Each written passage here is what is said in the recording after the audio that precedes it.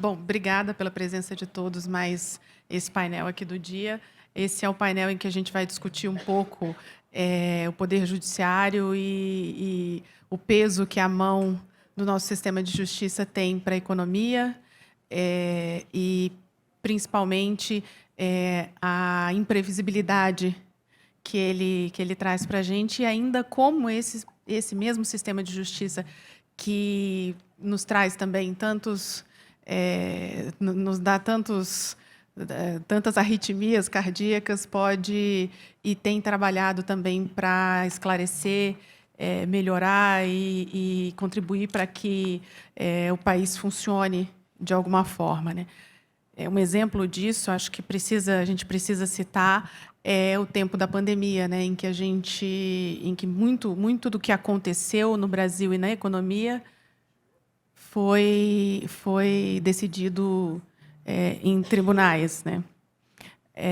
Bom, a ministra, como a gente avisou mais cedo, a ministra do Supremo Tribunal Federal, Carmen Lúcia, não pôde estar com a gente presencialmente agora à tarde por uma questão, enfim, de força maior ali do judiciário, né? Eu tenho até medo quando eu escuto que teve uma emergência, porque as emergências ali não são pequenas. E nós mudamos um pouco o formato do nosso debate.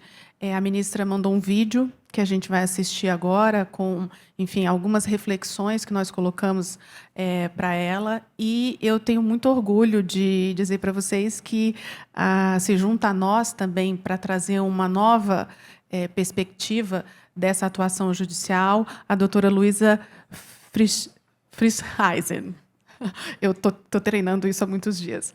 A doutora Luísa é subprocuradora-geral da República, atua nos tribunais superiores, aqui em Brasília, e ela foi eleita pela categoria na lista tríplice, que é montada pela Associação Nacional de Procuradores da República, que é encaminhada ao presidente da República como sugestões para a indicação do novo procurador ou procuradora-geral da República para os próximos 2 anos. Houve um tempo no Brasil em que essa lista tríplice era seguida à risca. Então, o primeiro nome da lista, que é considerado pelos procuradores, pelos integrantes do Ministério Público Federal, era como o mais, entre eles, o mais habilitado para assumir aquela função naquele momento. Isso era acatado, essa avaliação do próprio Ministério Público era acatada pelo presidente da República. Agora, o nosso processo mudou um pouco, a lista tríplice, por diversos motivos, perdeu essa força simbólica que ela angariou, mas nós temos aqui uma integrante do Ministério Público que tem a chancela de toda a carreira, ou de boa parte da carreira, para ser, enfim, comandante da instituição por um tempo, e o que acredita ela, assim, não só isso, mas aumenta aí os créditos para que ela possa nos ajudar a decifrar um pouco e analisar o comportamento e o papel desse nosso sistema de justiça. Obrigada, Luísa, pela presença. Eu queria que a gente pudesse ouvir agora a mensagem da ministra Carmen Lúcia para nós e um pouco da reflexão dela aí sobre alguns temas. Em primeiro lugar, eu gostaria de agradecer os organizadores deste evento tão importante, no qual mulheres são ouvidas, o que representa para todos nós brasileiros um espaço importante de interlocução da sociedade. Agradecer nas pessoas da Júnia, especialmente da Débora, mais esta oportunidade que se oferece pela segunda vez podermos estar juntas. Me desculpo pela impossibilidade de estar presencialmente no evento, em razão de compromissos profissionais, especialmente o que é a prioridade, que é a minha atividade como juíza, essa razão da ausência, mas tenho certeza que este evento será um grande êxito. Muito obrigada pelo convite. Ministra, vou então passar as perguntas enviadas pela Júnia e pela Débora para a senhora. Como a senhora avalia o momento atual da relação entre os poderes judiciário, legislativo e executivo, que foi tão duramente testado recentemente?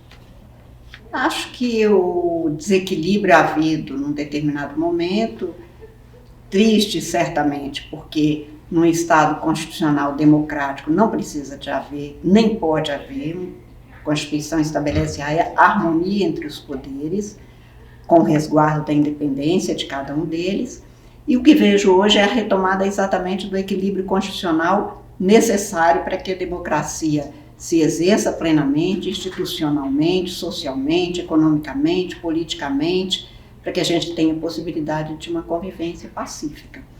A mesma pacificação que se espera de todos os viventes num espaço como é o Brasil, a gente espera principalmente das instituições, e é isso que a gente tem como retomada, felizmente, e, portanto, esses intercursos mais melancólicos ficam para trás e ficam como modelo do que não deve acontecer. Acho que os poderes, como está no artigo constitucionalmente estabelecido, é de harmonia e independência, e estamos convivendo desse jeito. Certo. Ministra, nos últimos anos, a atuação da Corte tem recebido alguns questionamentos em relação ao alcance das decisões. Isso tem levado o Legislativo a cogitar uma reforma nas competências do STF. Um exemplo seria criar um limite para o controle de constitucionalidade mais profundo para evitar supostas situações em que o STF legislaria. Como a senhora vê essa discussão a respeito dos limites ao Supremo? O Supremo Tribunal Federal tenta o tempo todo, e é histórico essa posição, manter-se nos limites constitucionalmente estabelecidos. Está no artigo 102 da Constituição, que compete ao Supremo Tribunal Federal, principalmente, a guarda da Constituição. A Constituição brasileira, portanto, é o único documento que originariamente instituiu os poderes e os dotou de competências. O Supremo não me parece ter extravasado legislar nem pensar o que se tem, e o único instrumento que a Constituição outorgou ao Supremo Tribunal Federal foi, em caso de omissão que impediria o pleno cumprimento da Constituição, o Supremo ter de atuar.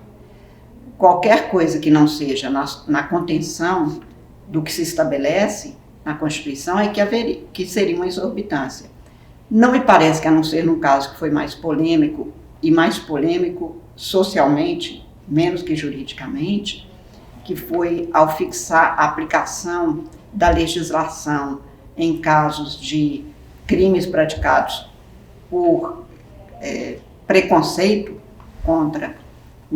por homofobia, preconceitos, portanto, contra aqueles que têm uma vida na qual a opção é pela convivência homoafetiva, ou, enfim, por esse tipo de situação, a não ser naquele caso em que, mais de 30 anos depois, e o Brasil tendo de responder interna e internacionalmente pela falta de possibilidade de punir crimes de homofobia, o Supremo atuou, mas atuou afirmando exatamente isso, que até que o legislador atuasse, e mandando aplicar uma lei que já existe e não legislando. Mas a não ser neste caso, que é um caso de legislação penal, aplicando e estendendo o que realmente não é uma situação comum, ordinária e frequentemente adotada, em todos os casos o Supremo tem sim tentado se conter, e a autocontenção é que faz com que a guarda da Constituição seja por ele exercido. O que eu acho que precisa, talvez, sempre e cada vez mais, é que a gente comunique à sociedade as razões que nos levam a exercer o dever de não negar a jurisdição.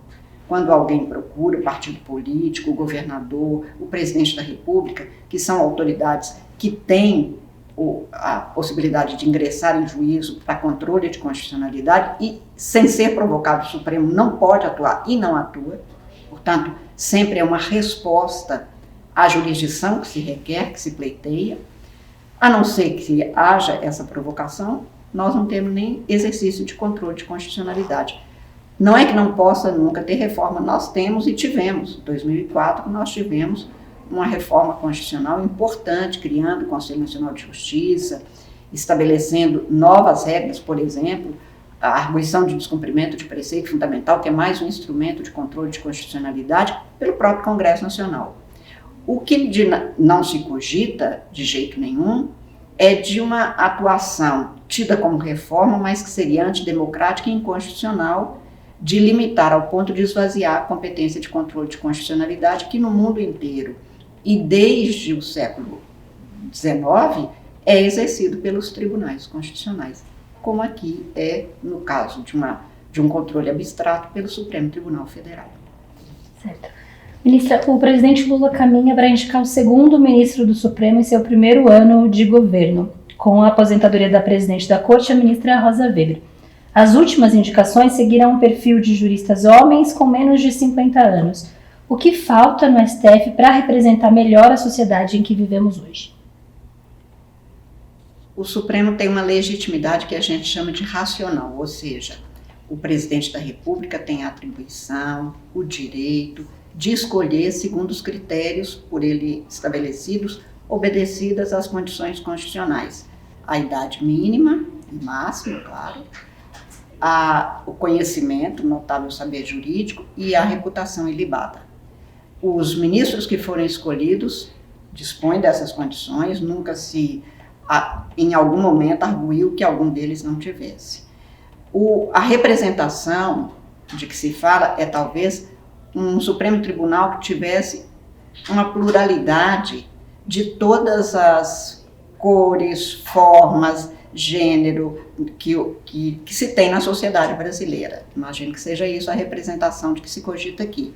Porque essa representação buscada diretamente no voto, e que, portanto, os eleitores votam segundo não apenas suas convicções, mas também escolhas de representação, se faz pelo eleitor. E não é o caso do Poder Judiciário nos modelos adotados na maioria dos países e no Brasil também.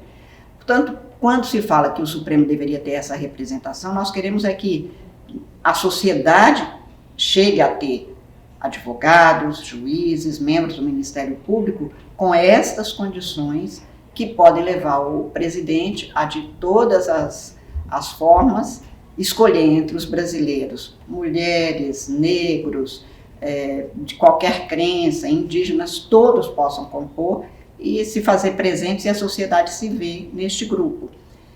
Isso se dá de muitas formas e o Brasil é um país de muitas humanidades, com graves desumanidades, é certo, mas de muitas humanidades no sentido de que nós temos pessoas das mais variadas tendências, enfim. Mesmo alguns dados que eram antes muito considerados pelos presidentes, precisa também de se considerar. Por exemplo, se levar em consideração, por exemplo, nós temos uma grande maioria de ministros na história do Supremo, se eu tomar desde o Supremo Tribunal de Justiça quase 200 anos, 1828 vamos completar 200 anos de Supremo Tribunal de Justiça e de Supremo Tribunal Federal, em que a grande maioria foi sempre homens, e desde 2000 também, nós mulheres, 3, do Centro-Sul. Nós temos hoje 7 ministros do Sudeste, de 3 estados, portanto, São Paulo, Minas e Rio, e 2 hoje do Sul, um do Centro-Oeste e um do Nordeste. Nós não temos nenhum ministro do Norte, hoje nós temos grandes juristas, ótimas faculdades no Brasil inteiro, que oferecem boas perspectivas para que a federação se apresente também no Supremo. Portanto, nós temos uma soma de condições que podem se apresentar. Mas a escolha, quando deixa como escolhido, nomeado, alguém que tem essas condições, cumpre-se a legitimidade constitucional. O que a gente quer, claro, é cada vez mais que os olhares que se põem sobre o direito e a partir do qual se aplica o direito sejam todos os olhares que compõem a sociedade brasileira, tão ricamente plural como está na própria Constituição. O pluralismo precisa de também uma multiplicidade de olhares sobre o direito para que a gente tenha um resultado, uma jurisdição prestada de forma coerente com toda a sociedade brasileira e não de algumas localidades, deixando de fora outras formas de ver a vida que são importantes para a gente compor o que é a nossa ideia de justiça. Maravilha. Ministra, o Supremo sempre se viu no centro de importantes decisões econômicas. Nesse momento, há várias vários temas, como piso salarial de algumas categorias, questões de vencimentos de aposentadorias, e todos esses temas têm impacto tanto nas contas públicas como para o setor produtivo. Quais devem ser os critérios para dar a última palavra em questões tão complexas, para o Supremo dar a última palavra em questões tão complexas? Acho que é o que nós buscamos permanentemente, nós do direito, da comunidade jurídica e no caso do Poder Judiciário e do Supremo Tribunal Federal, que é o que julga, ainda que recursalmente ou em termos de controle de constitucionalidade, que é quem julga como última ou única instância. E o que a gente busca é o critério objetivo da própria Constituição, porque todas essas disciplinas só vêm ao Supremo porque estão postas na Constituição para observância de todos. Logo, quando o Supremo atua, é com os critérios objetivamente postos, é interpretando o que está na Constituição e motivando, ao contrário de outros tribunais, por exemplo, a Suprema Corte Americana, em que não se precisa de motivar, não se expõe porque se votou, se forma ali um consenso e apenas se expõe para a sociedade qual foi a conclusão que se chegou. Não é o nosso caso.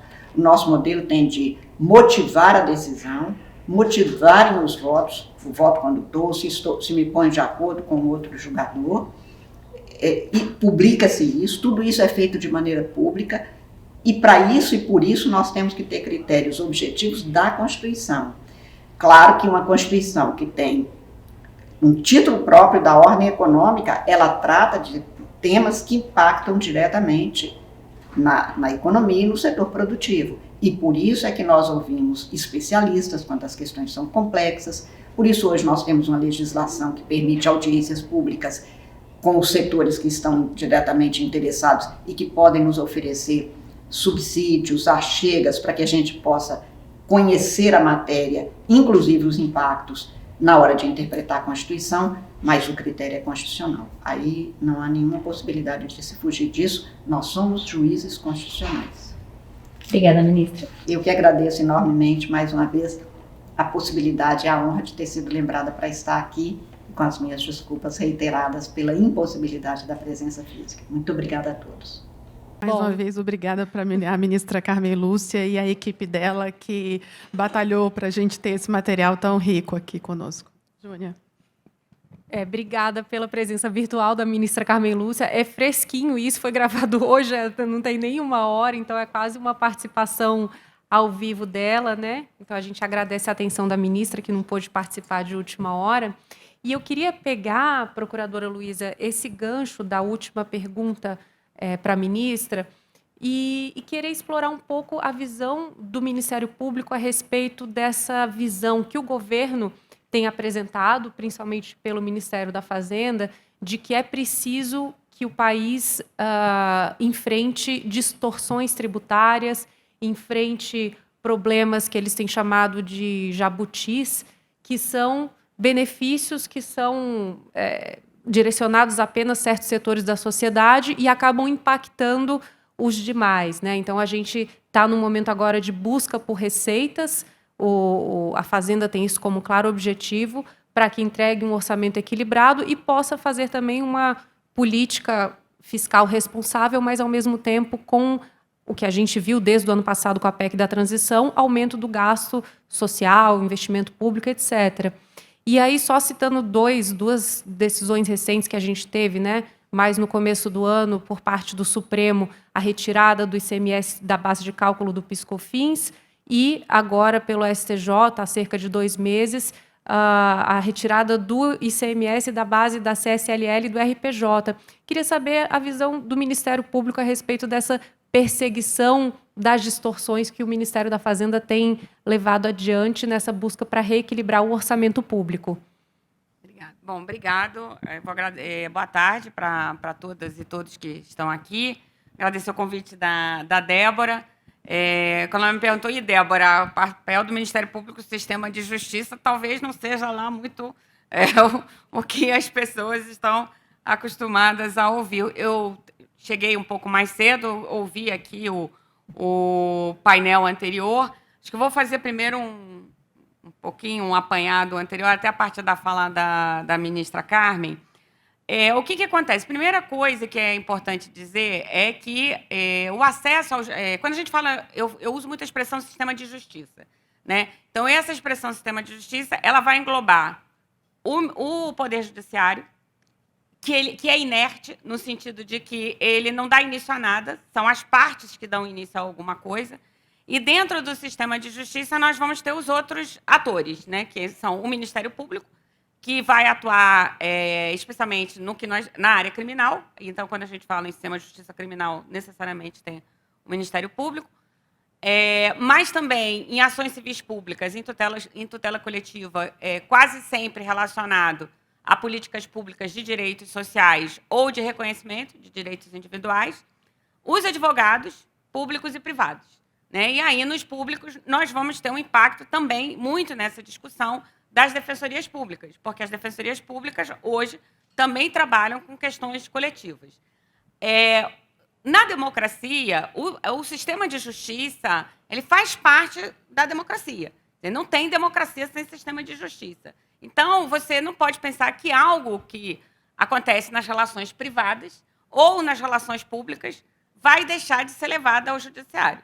Em tese, tudo pode ser levado. É só o judiciário que resolve? Não. Existem muitas formas de resolver conflitos, né? Então, na parte privada, a gente vai ter arbitragem, vai ter acordos, muitas empresas hoje usam arbitragem, a gente vai ter mediação nas questões individuais e coletivas, vamos ter acordos de não persecução criminal na parte criminal, de não persecução civil em determinadas situações, mas aquilo que não é passível de ser consensuado, que é porque a legislação não permite, que é porque as partes não conseguem chegar a um acordo, isso é levado ao sistema de justiça.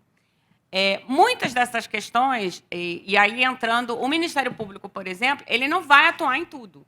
O Ministério Público atua em tudo que é criminal, em algumas questões cíveis que é dado tradicionalmente que o Ministério Público tem que atuar, porque as partes são incapazes, e esse sentido de incapacidade é um conceito jurídico, né? Quem é incapaz? A criança ou o adolescente. Então, se tiver uma discussão de herança que envolve criança e adolescente, o Ministério Público vai entrar. Por isso que o Ministério Público atua em muitos processos de sucessão e direito de família. Em matéria tributária, em regra, o Ministério Público não atua. Quem atua, por exemplo, vai discutir numa execução fiscal, não atua. Quem atua é a Procuradoria da Fazenda, municipal, estadual ou da Fazenda Nacional. Mas pode atuar em algumas questões que vão dar impacto? Pode. Ações civis públicas, por exemplo, propostas por órgãos colegiados pelo Ministério Público que discute benefício, por exemplo, que é uma das questões ali. Agora, quando essas questões vão chegar no Supremo Tribunal Federal, o Ministério Público, aí o Procurador-Geral ou a quem ele delega, vai ter intervenção, né? Ele vai falar. Por quê? Porque o Supremo vai dar a última palavra. E a gente vai ver por quê e como é que esses processos chegam no Supremo. Então, o Ministério Público ele vai estar em todas as ações penais, ele vai estar em várias ações civis públicas. Nas ações civis públicas, ele não é o único autor das ações, existe o que a gente chama de colegitimidade. Então, em ações civis públicas, o Ministério Público pode estar, a Defensoria pode estar associações. É muito comum associações na parte do consumidor promover ações civis públicas, na parte do meio ambiente também. Então, isso é o que a gente chama no direito colegitimidade. Então, vai existir. Como é que isso chega no Supremo? Né? A gente chega pelo controle de constitucionalidade. Então, eu disse que democracia é procedimento. Então, o que é democracia, basicamente? São procedimentos, mas é só o procedimento de como a gente vota? Não, a gente vota. Primeiro tem antes. Como os candidatos e as candidatas são escolhidas, quais são as leis que devem ser cumpridas, por que os partidos têm que observar a questão do percentual das candidatas mulheres e dos candidatos afrodescendentes, como é que as convenções acontecem, a justiça eleitoral tem que prestar conta, como é que usa o dinheiro do fundo partidário, tudo isso é processo. E se isso não for... E as leis são votadas aonde? No Congresso Nacional. As leis têm também um procedimento. Então, a lei, por exemplo, eleitoral, é o famoso... ela nunca é votada para aquele processo, é sempre para o outro ano. Para quê? Porque quem está votando, que são os próprios legisladores, não votem para aquele ano, sempre para o ano que vem. Então, pode acontecer várias coisas que podem ser questionadas no judiciário, desde do modo do procedimento para fazer aquela lei ou implementar aquela lei, de alguém que se sinta violado naquela questão, naquele direito que foi criado. E isso chega ao Supremo, e nós temos um sistema recursal altamente complexo. Primeiro, porque nós somos uma federação com 27 entes. Logo, nós temos a primeira instância e a segunda instância, Tribunal de Justiça. O Superior Tribunal de Justiça, que é o que tem que unificar o entendimento dos vários tribunais de justiça e dos tribunais regionais federais, que são 6, e, às vezes, também dos tribunais de justiça militar, e o STJ. Por isso que a matéria tributária e a matéria do consumidor e essas matérias quase sempre vão ser decididas no Superior Tribunal de Justiça. Por quê? Porque quando o processo só trata de legalidade, é claro que na nossa Constituição quase tudo é constitucional, mas nem tudo vai para o Supremo, porque não pode isso, aquilo que é entendido como tem que ser um ataque à Constituição direto, não pode ser indireto. Então, o STJ ele é hiper importante em matéria tributária. Hiper importante, especialmente nos tributos no ICMS, né, que é o grande tributo aí a grande discussão da questão tributária. Então, o Superior Tribunal de Justiça é muito importante. Em que mais ele é importante? Em tudo que vocês pensarem a propósito de prestação de serviço. Porque tudo que for relacionado com o Código do Consumidor e de prestação de serviços e valores vai ser discutido pelo Superior Tribunal de Justiça. E também os serviços que são prestados pelos entes públicos. Quem são os maiores contendores no Superior Tribunal de Justiça? O INSS e a Caixa Econômica, como autor ou como réu. Por quê? Porque são questões que vão ser discutidas em torno de benefícios previdenciários ou benefícios assistenciais, no caso do INSS, e Caixa Econômica, empréstimos, questões relacionadas à habitação popular, fundo de garantia e tudo que a Caixa... Essas questões podem ser levadas individualmente ou coletivamente. Né? E isso tem que ser decidido pelo Judiciário, minha gente. Tem que ser decidido. Existe o contencioso administrativo no Brasil? Existe. Mas o contencioso administrativo não faz coisa julgada. Então, isso é muito importante, porque as pessoas dizem assim, porque no Brasil tem milhões de processos? Tem muitos milhões de processos mesmo. O Brasil é um país com muito contencioso. Todavia, quando a gente compara com outros países, mas tem mais processo que não sei aonde. Não, é para comparar com quem tem escala, tá, gente? Alemanha, Estados Unidos. Não é para comparar com um país de 10 milhões de habitantes, não. Qual é a diferença? O contencioso nesse país, que a gente chama do contencioso administrativo, sequer existe, como a gente entende, como é nos Estados Unidos, ou faz coisa julgada, como é na França, como é na Alemanha, que é da onde vem a parte... Então, vamos discutir aí um contencioso administrativo que está na vida de todos vocês aí que vocês estavam falando hoje.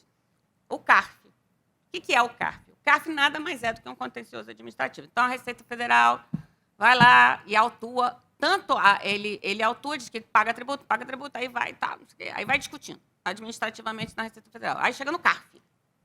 Chega no CARF, é o último nível. CARF. Qual é a notícia hoje?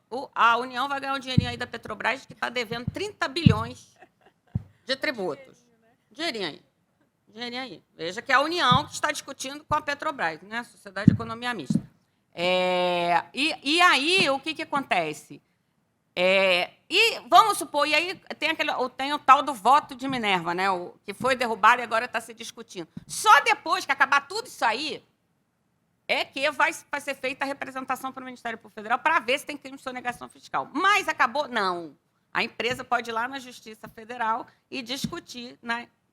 Você pagou ou não pagou. Né? Aí vai ter execução fiscal, caso não pague, ou a empresa pode discutir essa questão. Por isso que a gente tem aí, além de nós temos um contencioso muito grande, nós temos mesmo, somos uma sociedade com muito contencioso. Se analisa isso, a gente abre nas estatísticas. Por exemplo, quem analisa estatística de juizado ou de juizado criminal, de questões no Rio de Janeiro, por exemplo, se vê que há muitas questões de condomínio, de agressões. Isso aparece nas estatísticas. Tá? A jurimetria hoje mostra isso muito perfeitamente, qual é o tipo de processo que a gente tem. Bom, mas como é que isso vai chegar? Como é que as grandes questões vão chegar ao Supremo Tribunal Federal? 2 caminhos. Primeiro caminho, começou lá na primeira instância, aí na segunda instância, aí no STJ, aí chegou lá. Chegou lá como? Através de um recurso extraordinário que tem repercussão geral. A Constituição fala que só vai... Então, chegou lá, é qualquer um que vai ser analisado? Não. Estamos falando do cível, né? Porque no crime chega tudo através de habeas corpus. Mas aí vai chegar na repercussão geral. Repercussão geral, o ministro vai dizer, isso aqui tem... Aí o advogado vai dizer, ou o Ministério Público, que tem repercussão geral, por isso, por aquilo, alcança não sei quantas mil pessoas. Aí o ministro diz, beleza, tem repercussão geral. Não tem repercussão geral. Aí pode agravar, mas só vai ser julgado que tem repercussão geral. Por isso que quando julga a repercussão geral, sai o quê? As teses. Tema, não sei qual, tema 990, tema 760, porque aí isso vai ser vinculante para todos os tribunais. Agora tem uma discussão, por exemplo, que eles disseram lá que a terceirização podia acontecer totalmente. E a Justiça do Trabalho diz que não é bem assim. Então, até isso era uma manchete antes no valor. Mas a Justiça do Trabalho vai ter que dizer, pode não gostar, mas vai ter que acatar o entendimento do Supremo. Como é que poderia não acatar? Dizendo que há uma diferença, que é aquilo que os americanos chamam de distinguish. Nossa, a jurisprudência aqui, ela está ótima para esse caso, mas no meu caso é diferente. Então, esse é um caminho que a gente... Isso é normal. É o distinto, isso aí é normal, do sistema de justiça, que é o sistema de precedentes. Como é que você faz? Você acata o precedente? Acata o precedente. Mas o precedente pode não ser o precedente, certo para o meu caso. Então, vai chegar através desse recurso extraordinário. E pode chegar também... Aí o recurso extraordinário toma um tempo, porque o sistema é um pouco lento, tem muito recurso. Aí, às vezes, chega lá, onde já passaram não sei quantos mil anos, e aí o Supremo toma uma decisão, caramba, e agora? É por isso que eles modulam a decisão. Entendeu? Então, agora, por exemplo, esse negócio aí do... Como é que é? O do INSS aí, da revisão a qualquer tempo, não sei o quê, tem a tal, da vida toda, tem a modulação. Agora, pode ir direto no Supremo? Pode. Isso aí que vai andando assim, isso aí é o controle de constitucionalidade difuso. Tá? Ele é difuso porque ele pode ser feito em qualquer tribunal, isso é um modelo americano. Nós adotamos esse modelo e adotamos também o concentrado, que vem das cortes constitucionais da Europa e pós-Segunda Guerra, que vem ali do controle de constitucionalidade, e é o controle concentrado. O concentrado, você vai direto no Supremo. Quem pode ir no Supremo? Procurador-Geral da República, os governadores, os partidos políticos. Quem foi majoritariamente nos últimos anos no Supremo? Os partidos políticos. Nos últimos 4 anos, então, não foi o procurador-geral, foram os partidos políticos. Ainda bem, porque senão a coisa da pandemia tinha sido muito pior. O que acontece? Existem as ações constitucionais. Aí são as famosas ações direta de inconstitucionalidade, ação de descumprimento do preceito fundamental, ação direta por omissão. E existe ação direta de constitucionalidade, quando eu quero matar logo a questão, e aí eu entro com essa... Não, essa lei aí realmente é constitucional. E isso abre um outro controle para o Supremo, nessas questões. Evidente que todas as questões que o Supremo decide, ela tem essa repercussão geral e ela afeta... ela vai decidir aquela causa não no processo em si, mas vai decidir a questão de direito que afetará a todos aqueles que estão na mesma relação jurídica base. Isso pode acontecer num processo individual, que vai fazer aí um julgamento para todos, ou numa ação civil pública, ou numa... e a ação civil pública é interessante que ela é uma forma de... um instrumento processual que precede a Constituição. Ela é de 1985.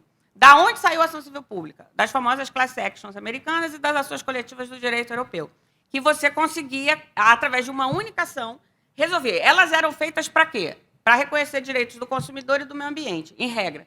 Que foi a partir dos anos 60, quando as pessoas perceberam, os processualistas perceberam que tinham os direitos aí que não eram só de cada um, mas eram coletivos. As pessoas eram afetadas da mesma forma. Ou seja, quando tem aí uma poluição do rio por mercúrio, não é só uma pessoa, né? Todo mundo que vai comer o peixe, todo mundo que vai pescar ali, vai tomar um banho, quer dizer, é uma coletividade. E a questão do consumidor também. Por exemplo, a propaganda enganosa afeta um produto defeituoso que é produzido às centenas, de forma industrial, afeta todo mundo. Então, a ação civil pública foi pensada para isso. Ocorre que a ação civil pública pode ser feita também para defender direitos sociais. E aí o rol é grande, educação, que são os direitos sociais da nossa Constituição. Gente, a nossa Constituição é de 1988, já tem 35 anos de jurisprudência, ninguém está falando novidade. Então, a jurisprudência ela não começou hoje. Então, quando você tinha os primeiros livros lá na década de 80, que as pessoas começaram a estudar a Constituição, eram os livros que falavam, era assim, direito constitucional positivo. que era o direito legislado. Hoje, se pegar um livro de constitucional, você vai ver que é muito mais interpretação do que norma, porque a essa altura o Supremo já disse 35 anos e o Superior Tribunal de Justiça também, que foi criado, né? O Supremo ele é anterior à Constituição e o Superior Tribunal de Justiça ele veio com a Constituição. Ele veio para fazer essa unificação aí da jurisprudência. Então é uma jurisprudência que já temos muitas coisas. Agora, nessa parte da economia, o mundo não começou hoje, o mundo não começou em 2000 e começou antes do Plano Real. Entendeu? Começou antes do Plano Real. E aí, o que acontecia antes do Plano Real? Quando vocês nem eram nascidos, já eram criancinhas. Tinha inflação. Tinha muitos planos econômicos. Cada plano vinha com índice de correção monetária diferente. Mandava corrigir o fundo de garantia e não mandava corrigir a conta de poupança. Mandava corrigir o salário e não mandava a poupança. Mandava a poupança diferente do salário. Tudo isso, os anos 90, são anos de ações individuais e coletivas, de tudo que vocês imaginarem. Né? Tinha empréstimo compulsório sobre veículo, tinha não sei o quê, tinha coisa que a gente nem lembra, não sei o quê, tinha também um de combustível, não sei o que era isso, empréstimo compulsório de veículo, tinha tudo isso. Gente, aí no dia que entrou lá na justiça, ele está lá. Ele está lá, entendeu? Teve aí, né? Aprenderam o dinheiro das pessoas. Não é isso? Teve, então. Então, o que acontece? Esses planos todos, eles são os famosos esqueletos. Então, esses planos é o seguinte, as ações, eles vão, e mesmo, ou seja, aí vem o Plano Real. Mesmo depois do Plano Real, você tem muitas ações. Então, tem os famosos esqueletos. Então, para dar um exemplo, como que se resolveu um do Fundo de Garantia? O Fundo de Garantia, ele tinha correções de tudo quanto era jeito, era uma loucura. Cada plano vinha com índice de correção monetária. Então, aí aquelas ações que começaram lá nos anos 90 vieram tramitando. Até que um dia chegaram no Superior Tribunal de Justiça. O Superior Tribunal de Justiça disse assim, então, do plano tal, o índice é 40, não sei quantos por cento, do outro plano é não sei quantos por cento, e o outro é não sei quantos por cento. Beleza. E essa era uma matéria que não era admitida no Supremo. Por quê? Porque no Supremo, não, isso aqui é matéria de legalidade. Até um dia que o ministro Gilmar, na época era a AGU, consegue convencer lá o então ministro Moreira Alves que aquilo era matéria constitucional. Chama para o Supremo. Ele devia achar que ia ganhar, que ele era AGU, só que ele não ganha. E aí o Supremo baixa um pouquinho o índice, mas os índices continuam.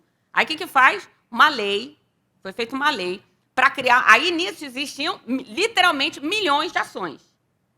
Aí foi feita uma lei, foi a lei do deságio do Fundo de Garantia. A Caixa Econômica se organizou para pagar lá as correções monetárias, fez os cálculos, e tinha um deságio. Você desistia da ação, tinha um deságio, e você recebia o dinheiro corrigido do Fundo de Garantia. Então, isso é para dizer que existem soluções e caminhos para tudo. Né? Às vezes demora. Mas a gente tem. Então, é o seguinte, não adianta, o mundo não começa com a gente. Eu acho que cada um que entra no sistema de justiça, e cada um... Eu sempre falo para todos os meus... Quem entra para trabalhar comigo, a primeira coisa que você tem que aprender, meu amigo, tem 3 certezas na vida. Né? Os tributos, os processos e a morte. São 3 coisas que a gente tem certeza na vida. Entendeu? E que o mundo não começa com a gente. Especialmente quando a gente é Ministério Público, porque você vai... Então, você começa com a ação, aí vai ter o recurso, eu atuo junto ao Superior Tribunal de Justiça, eu estou herdando coisas que foram feitas pelos outros. A gente, né? Então, o mundo não começa com a gente. Na economia é assim também. Então, tudo que foi feito lá atrás repercute até hoje. Seria ótimo que o plano foi ótimo. Eu adoro o plano, muito bom o Plano Real. Eu realmente nem sei como é que eles conseguiram. Estou que nem você. Eu já li o livro da Meira Leitão, eu leio os livros, eu falei, minha nossa, realmente foi uma aposta, ainda bem que deu certo. É a política, viu, procurador? E aí, só te interrompendo rapidamente para saudar a presença da senadora Daniela Ribeiro aqui, que vai ser o nosso próximo painel. Eu queria aproveitar para jogar uma pergunta, assim, juntar um pouquinho política com a sua visão. A gente sabe que tudo que gera ruído atrapalha o mercado, né? Assusta o mercado. Mas o mercado não pode ser atrapalhado pelas pessoas e pela política, porque a vida é assim. É verdade, mas fala para elas ali. Eu acho, aí eu vou falar, não, sei o que eu acho que a questão é o seguinte, eu sou uma pessoa que acompanha a economia, eu não acho que... a questão é o seguinte, é que as pessoas querem uma segurança que não existe. Não existe na política, não existe na direito, não existe na economia. Quando muito, a gente tem ali... Cadê a moça da autoridade? Eu gosto de ver o pessoal lá do IFE, que eu acompanho e tal também. Agora, eu acho que... Aí é o seguinte, todas essas coisas... E aí, o que acontece? Como os processos demoram, ele vai sofrer as questões das mudanças que estão acontecendo, da política que estão acontecendo. Então, agora, a gente não pode estar aqui sem falar da pandemia que a gente passou. Não pode achar que tudo... Aí paga precatório, não paga precatório, gasta com não sei o quê. Abre a exceção para os gastos da pandemia, não abre exceção para o gasto da pandemia. O governo tinha um projeto, esse projeto mudou. O projeto do governo, vou aqui tentar falar da coisa mais elegante, o governo anterior ele desconsiderava políticas públicas estabelecidas na Constituição. Vou falar, negava determinadas coisas também. A ciência, por exemplo.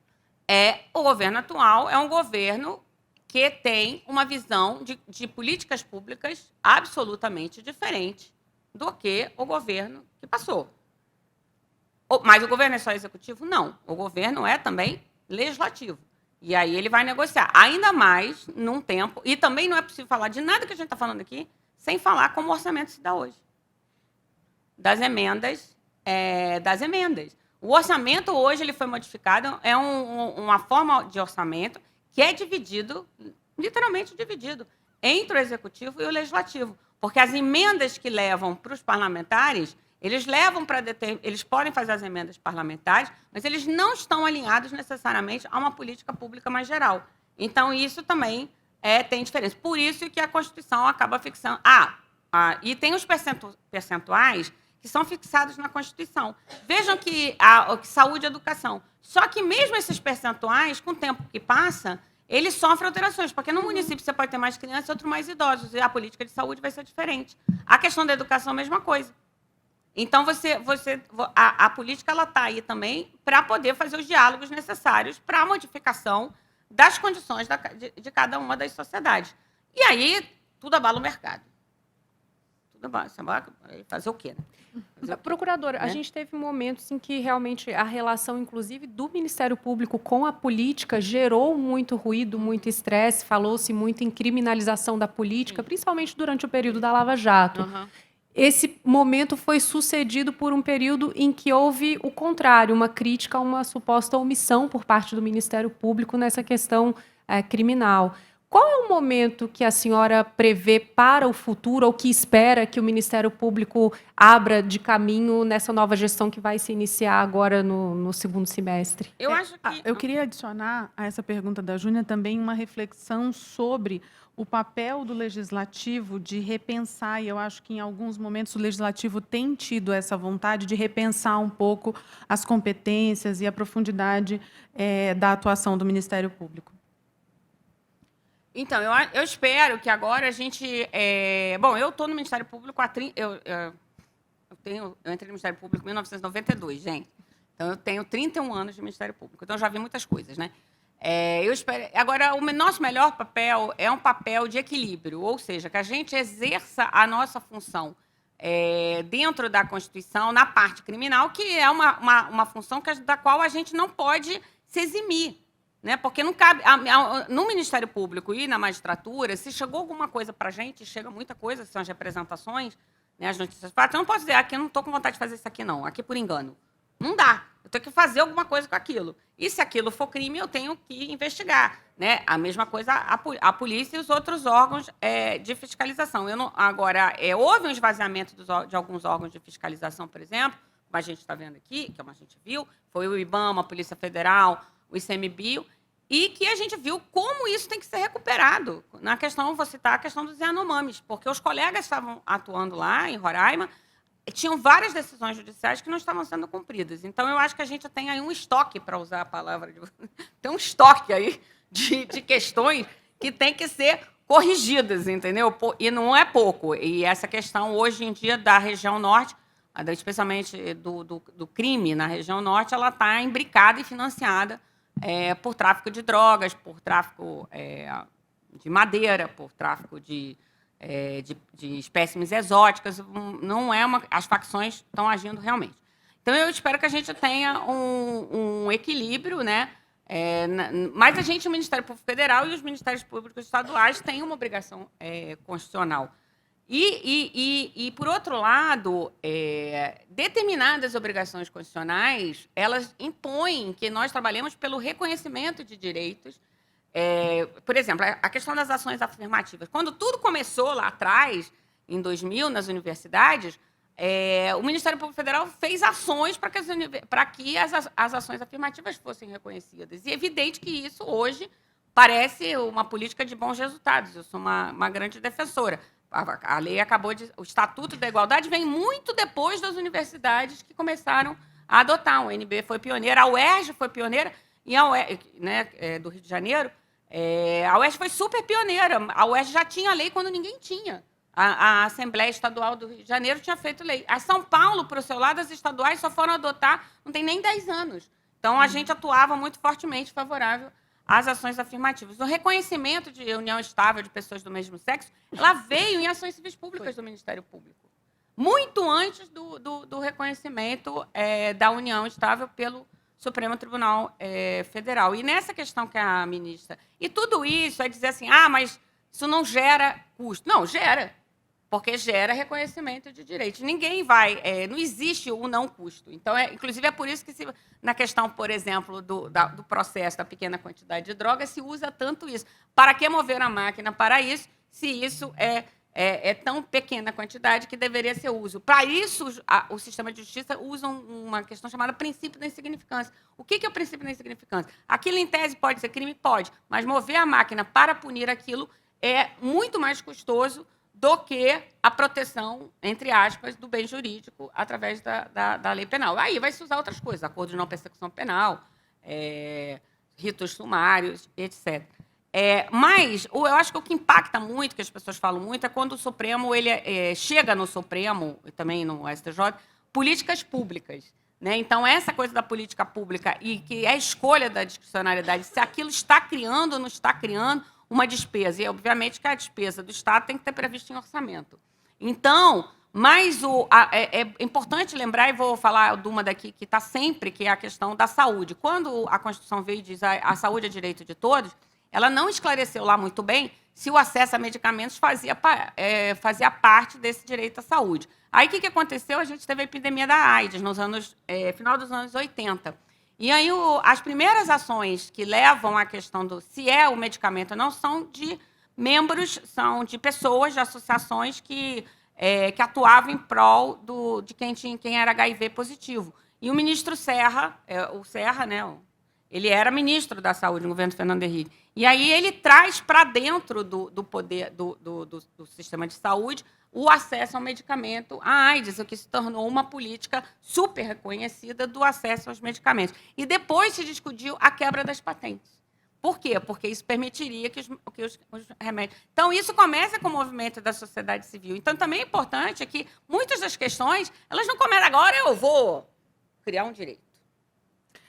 Procuradora, Né? e também isso tem muito a ver com um espaço ali vazio, de falta de uma determinada política pública ou de uma alocação do orçamento. Isso, no início, era bem isso, né? A política pública... Aí vai se vendo, e aí o direito a medicamento. E hoje, esse negócio do medicamento, quer dizer, várias das decisões hoje relacionadas à saúde, isso é uma questão perene, porque o direito social, ele é assim, ele não tem começo, meio e fim. Ele está sempre se modificando. Então, no direito à saúde, hoje se discute, por exemplo, qual tipo de medicamento que o SUS deve fornecer. Que é o famoso... os tratamentos off-label, assim, fora da lista. Tem que ser ou não tem que ser? Essa é uma discussão. Tem que estar aprovado pela Anvisa? Beleza. A Anvisa hoje, por exemplo, se você pensar 20 anos atrás, acho que ninguém sabia o que era a Anvisa. Hoje as pessoas sabem, a Anvisa é muito importante, né? Inclusive, na questão da pandemia, foi importantíssimo. A Anvisa é muito, muito importante. Então, a questão da saúde é o que é que o sistema público de saúde tem que fornecer. Não só em termos de medicamento, mas em termos de tratamento. Já houve um tempo, por exemplo, que o sistema de saúde não tinha que fornecer a cirurgia de mama restauradora. Já fazia a questão, fazia a remoção do câncer de seio e a mulher ficava sem mama.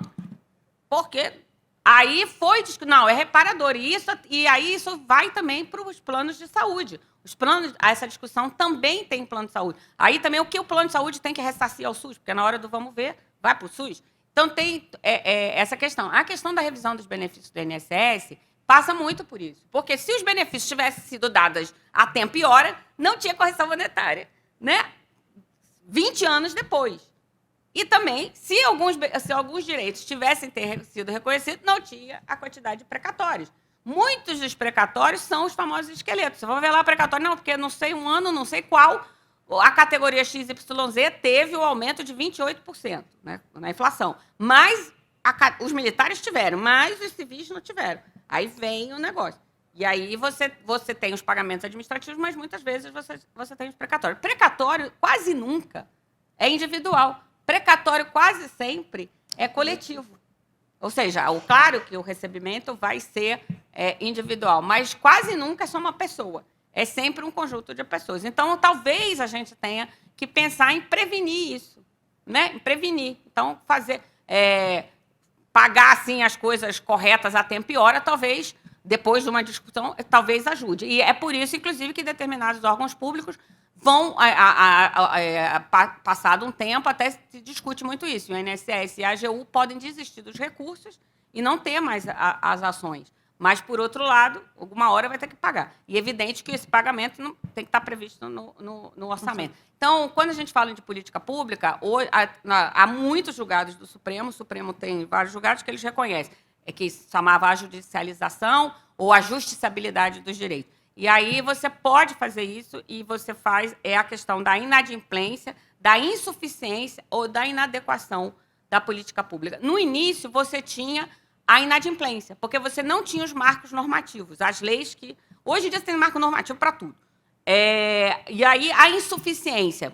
Aí, como é que você vai ver a insuficiência? A mais difícil talvez não seja a insuficiência, porque a insuficiência parte do princípio que aquela política pública é adequada, mas ela não está sendo levada para todos aqueles da mesma situação jurídica básica que têm direito àquela política pública. A inadequação, aí nós já vamos discutir outras coisas, que aí aí a inadequação vai entrar um pouco na escolha. Mas é que a escolha do administrador, ela não existe na administração pública uma liberdade total. É aquela coisa, no direito a gente fala, na parte privada, e eu nem acho que seja assim, nas relações privadas, você pode fazer qualquer coisa desde que não proibido por lei. E na parte pública, você só pode fazer aquilo que está previsto em lei. Então, na parte pública, a discricionariedade é o que a gente chama de discricionariedade regrada. E na parte privada, por isso que você tem na parte privada tantas questões sobre o que a lei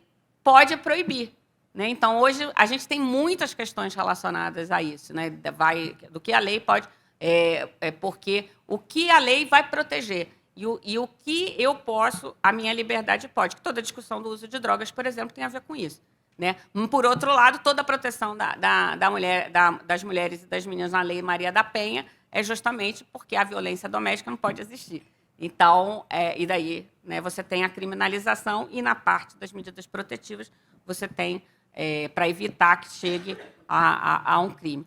Então, a política pública ela está na Constituição, ela está nas leis, só que ela tem que estar prevista no orçamento também. Só que hoje já chegou a questão que pode haver ordens para inclusão no orçamento. E é por isso que o Supremo pode ser colocado, inclusive, para fazer a análise de determinadas situações das escolhas orçamentárias.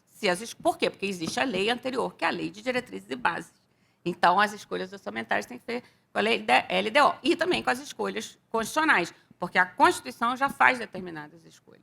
Então, eu acho que... Agora, às vezes demora muito para o Supremo decidir. E aí a modulação passa a ser a parte mais difícil da questão. As teses nem são difíceis, a modulação é que é mais difícil. O que fazer com o estoque, né, doutora? É o que fazer com o estoque. Eu queria agradecer muito. Eu acho que muito... é isso que eu tinha, assim, sei lá, para fazer assim como um panorama diante do que eu ouvi, diante do que... Né? Eu queria agradecer muito essa aula que a gente teve aqui com a doutora Luísa Frischhaisen, porque as meninas que me conhecem melhor me vêm falando disso o tempo todo. As coisas não surgem do nada, o Supremo não escolhe o que ele vai decidir, as decisões são difíceis mesmo de serem tomadas, até porque houve essa demora. Então, acho que esse painel híbrido foi muito importante no sentido da gente entender da ministra Carmen como a gente recebe, como o Supremo recebe essas questões e a preocupação deles em serem justos e aplicarem o mínimo desse jeito de olhar a Constituição mais principiológico hoje e menos positivo. E também quem faz essa roda girar na prática, né? Porque muitas dessas questões que a gente discute hoje na esfera da Suprema Corte, revisão da correção do FGTS, a questão de PIS/COFINS, né? O debate invencível sobre ICMS, que acho que com a reforma agora a gente vai mudar isso, mas esse debate sobre ICMS vai continuar existindo. Muitas dessas questões vêm do Ministério Público, de outras instâncias, né, abaixo ali do MPF, e é muito bom ter essa visão de onde as coisas surgem, que elas não brotam da vontade dos ministros do Supremo, e que o Brasil é complexo assim mesmo, né? Em resumo, né? Em resumo, né? As coisas são complexas assim mesmo, e essa complexidade também se traduz na política e no sistema de justiça, né? Muito obrigada, doutora Luísa. De novo, uma honra recebê-la aqui. E a gente agradece também a ministra Carmen, né, Júnia, que é uma das nossas madrinhas aqui do evento, esteve com a gente desde a nossa primeira edição, ainda na pandemia, no virtual. E a gente espera que vocês continuem conosco aqui para o próximo debate, aí bem calcado na política, com uma craque nossa ali no Senado, nossa senadora Daniela. Até já.